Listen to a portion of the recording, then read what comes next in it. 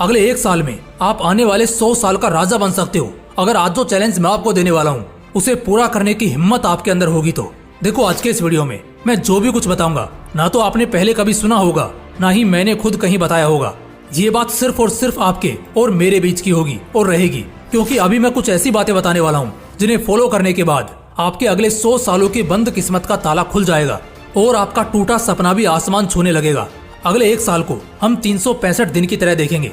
1 साल बोलने में तो छोटा लगता है कि 1 साल में कैसे हम अपने सपनों को पूरा कर सकते हैं, कैसे सब कुछ हासिल कर सकते हैं, लेकिन यही इसका उच्चारण अगर 365 दिन के साथ किया जाए तब समझ आता है कि हमारे पास एक नहीं बल्कि 365 नए मौके होंगे।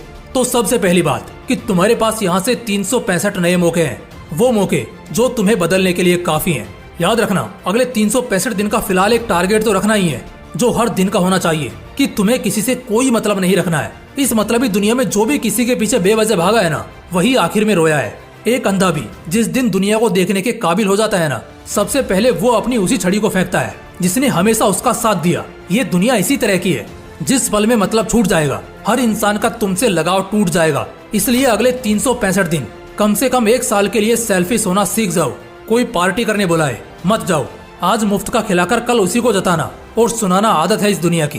कोई अगर घूमने फिरने के लिए बुलाए तो मुंह पर मना कर दो। काम 1000 हैं तुम्हारे पास, अपना नुकसान करके किसी और के मौज में शामिल होना बेशर्मी और बर्बादी की निशानी है। सेकंड पॉइंट में बताना चाहूंगा कि एक टारगेट रखना है कि हर सुबह एक बेहतर शुरुआत होनी चाहिए।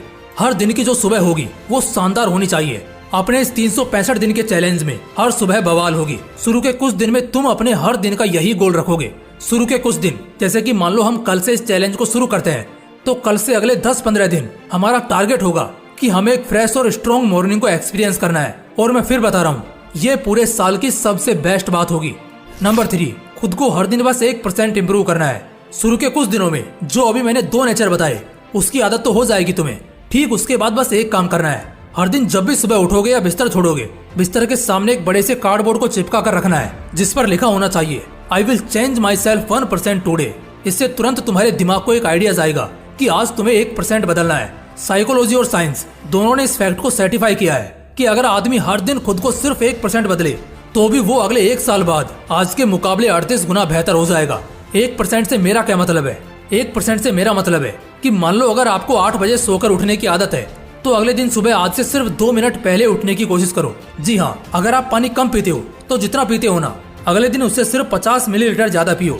अगर सिर्फ 1 घंटा पढ़ने बैठ सकते हो तो अगले दिन 1 घंटा 5 मिनट बैठने की कोशिश करो।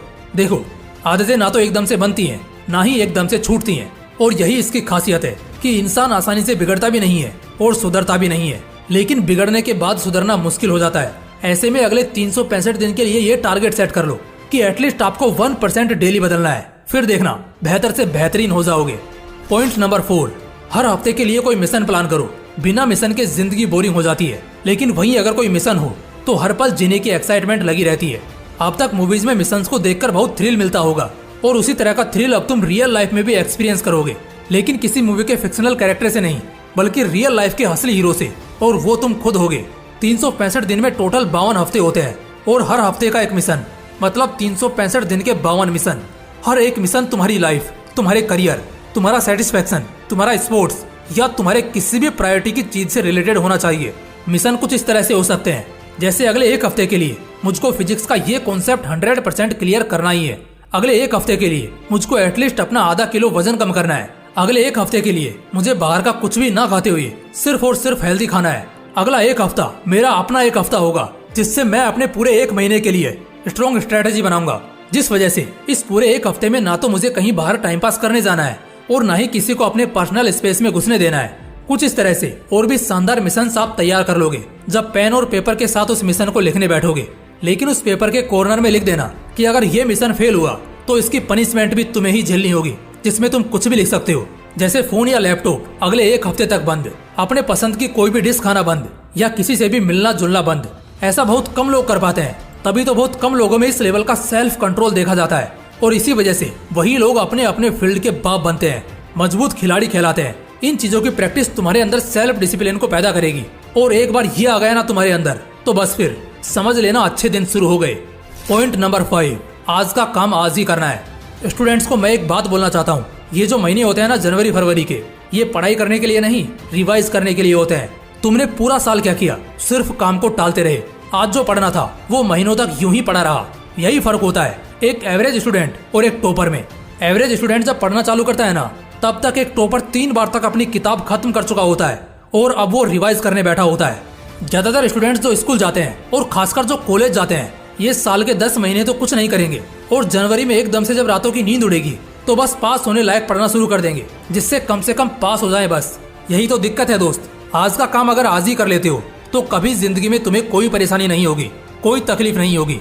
ये लाइन तो सुनी होगी ना कि हर बंदा अपनी परेशानी की वजह खुद ही बनता है, और इसकी सबसे बड़ी वजह है कि वो बंदा अपना आज का काम आज नहीं करता। तुम उसे छोटा मानकर स्किप करते हो, लेकिन ये क्यों भूल जाते हो कि कल का भी दिन है और कल भी एक अलग काम होगा। तो अगर आज का काम कल करोगे तो फिर कल का काम कब करोगे?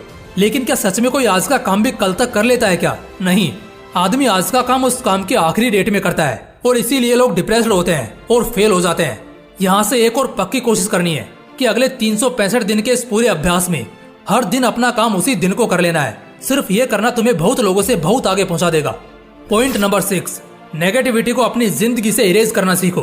कोशिश करें कि किसी के बारे में बुरा ना बोलें। सिर्फ इतना करने से ही आप आधे से ज्यादा आबादी से कितना आगे निकल जाएंगे, ये आप खुद भी यकीन नहीं कर पाएंगे।